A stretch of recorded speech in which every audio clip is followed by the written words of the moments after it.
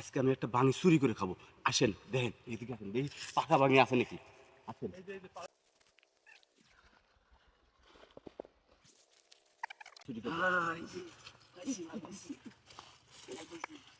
পাইছি পাইছি ভাই, পাইছি পাইছি। সেই স্বাদ।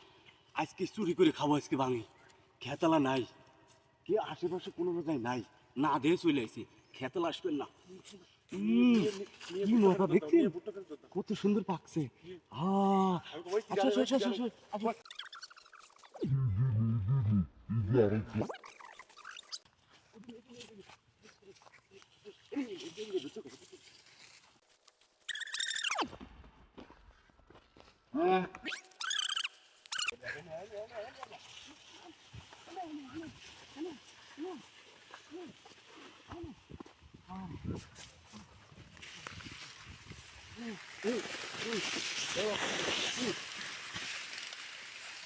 কিভাবে বাঙি চুরি করে খাচ্ছে দেখছেন?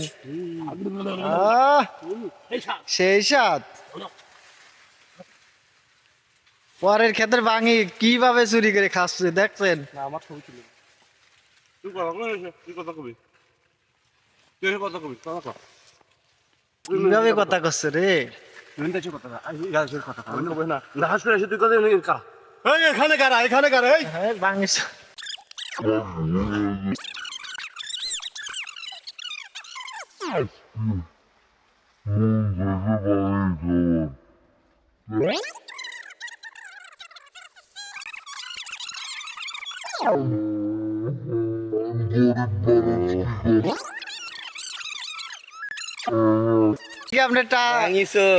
এই দেখেন, এই যে